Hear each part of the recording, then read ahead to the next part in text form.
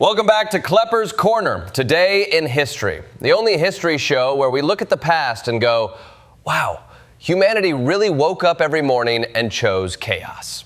December 6th isn't just a date. It's a historical buffet.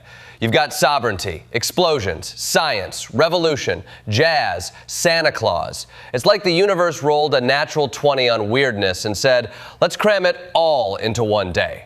So buckle up, folks, because December 6th is a roller coaster built by drunk engineers and maintained by budget cuts. Segment 1, the bishop, the chimney, and the birth of a red suit icon. December 6th is the feast day of St. Nicholas, the OG bishop of Myra, the guy whose brand started with charity and ended with Coca-Cola levels of licensing deals.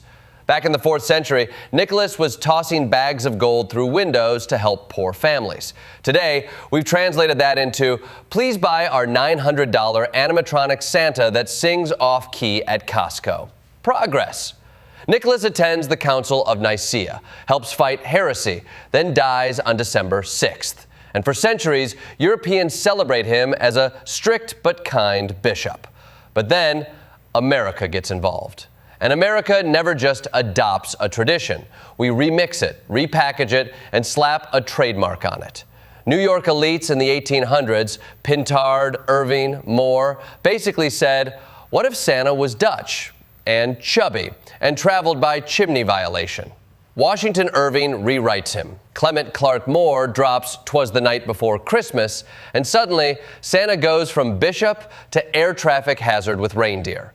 It's the only time in history where a solemn religious figure became a mascot for seasonal capitalism because 3 dudes in Manhattan got bored. And honestly, iconic.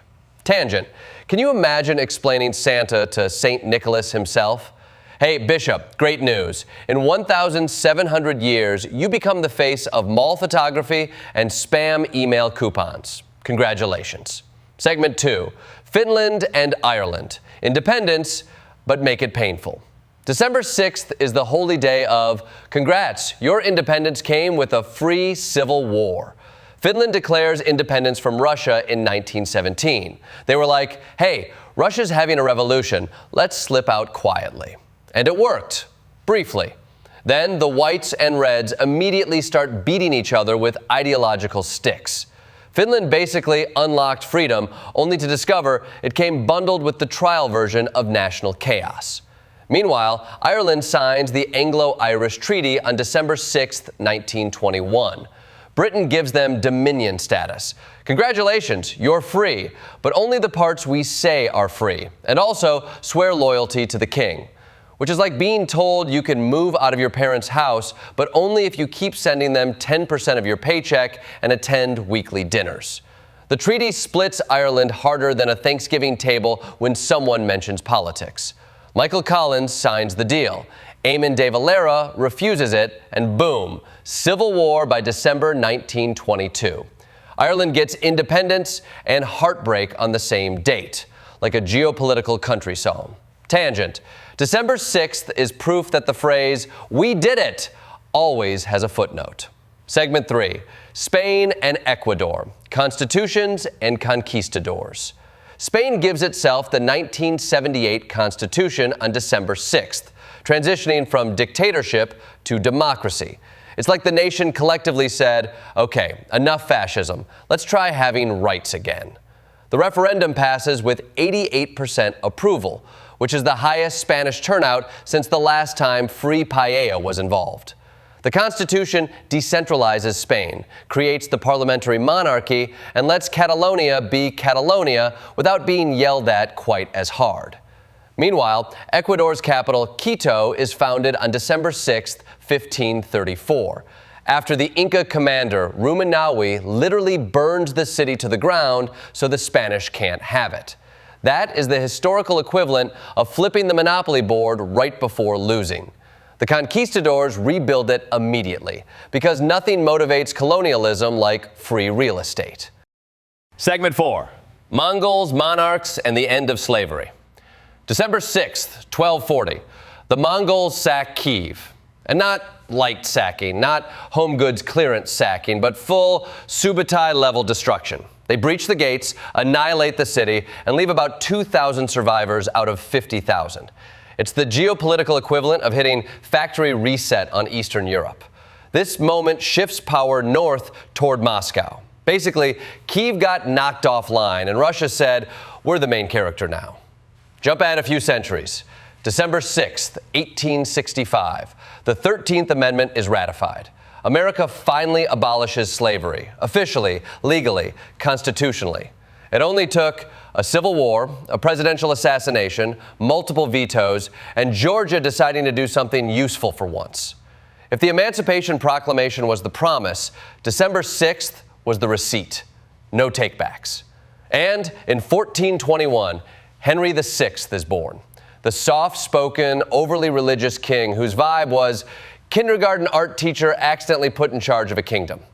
His weakness ignites the Wars of the Roses, meaning this infant basically speed runs England into civil war just by existing. Babies usually ruin sleep schedules, not geopolitical stability. Segment 5. Halifax, Monongah, and Montreal. Tragedy as teacher. December 6th also holds some of the darkest moments in industrial and social history. Halifax, 1917. A ship full of TNT, picric acid, and benzol catches fire in the harbor. The crew abandons the flaming ship like it's a Black Friday doorbuster gone wrong. Then, at 9:04 a.m., it detonates with the force of 2.9 kilotons. Windows shatter 50 miles away, a tsunami rises, and thousands die or are injured. The most horrifying detail? Hundreds were blinded because they ran to the window to watch the fire. Halifax teaches us, if something is burning, don't go for the view, go for the exit. Then, in 1907, the Monongah mine disaster kills more than 360 miners. Coal companies at the time treated safety like an optional DLC. The explosion is so massive it registers miles away. And Congress finally says, maybe we should have some rules about this. Nothing prompts legislation faster than realizing your workers keep detonating. And in 1989, the Montreal Massacre occurs, a targeted anti-woman attack where 14 women are murdered at a coal polytechnique. Canada is shaken to its core, and December 6th becomes a national day of remembrance. It's a brutal reminder that ideology doesn't just stay in books. It picks up a gun if you let it. Segment 6, Ayodhya, a fault line in a billion-person nation. December 6th, 1992. The Babri Masjid is demolished by a massive crowd after years of political agitation claiming it was built over a Hindu sacred birthplace. The result? Riots across India, retaliation in Pakistan and Bangladesh, and a communal fracture still felt today. It's the kind of event where everyone loses: lives, trust, stability. December 6th shows that history isn't just wars and borders. Sometimes the most damaging conflicts come from within communities, not between nations. Tangent. India has 1.4 billion people, and that day, every single one of them inherited a new argument. Segment 7, the frontier of discovery: rockets, water, and aluminum. December 6th is also science's big, we tried something, sometimes it worked. 1884, the Washington Monument gets its aluminum capstone. At the time, aluminum is basically a luxury metal. Imagine putting a giant bar of Apple Store-grade aluminum on top of a national monument just to flex. America does that. 1957, Vanguard TV3 launches. Well, launches. It rises 4 feet, collapses, and explodes on live TV. The satellite survives the blast like a cartoon character shaking off soot. The press calls it Flopnik. The Soviets laugh for weeks, and America creates NASA out of embarrassment. Honestly, the greatest glow-up after a public failure in world history. 2006, NASA announces evidence that water flowed on Mars recently. Humanity collectively goes, wait, water? Like life water? Mars responds by continuing to be cold, dusty, and ghosting us for the next 2 decades.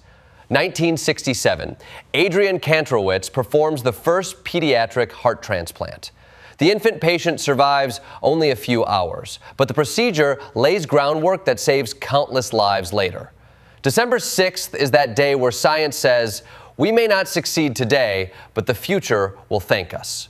Segment 8, the cultural heavyweights, Fanon, Brubeck, Gershwin, and Davis. December 6th, births and buries some major cultural figures. Frantz Fanon dies in 1961, one of the fiercest critics of colonialism. His writing fueled revolutions worldwide. The man wrote like he was trying to personally fight every empire with a typewriter.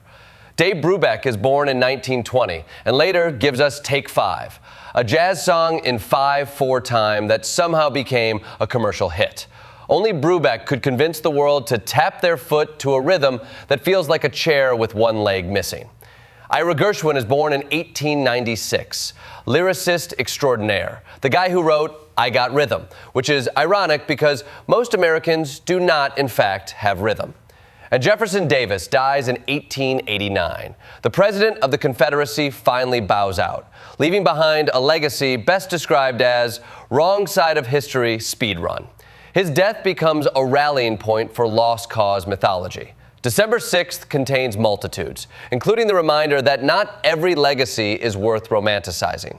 In conclusion, December 6th is the Swiss Army knife of historical dates. You've got independence, civil wars, massacres, miracles, scientific failures, scientific breakthroughs, music legends, political disasters, colonialism collapsing, religions colliding, Santa Claus emerging, and the occasional exploding ship. It's a date that reminds us humanity is equal parts genius and catastrophe. And yet, we keep going, rebuilding, rediscovering, reinventing. December 6th tells us that history isn't linear. It's a messy, loud family reunion where every uncle has a different story about how the grill caught on fire. But if we look closely, we see progress. Slow, uneven, sometimes painful, but real. Thanks for watching Klepper's Corner. I'll see you next time, unless Vanguard TV 3 tries to launch me first.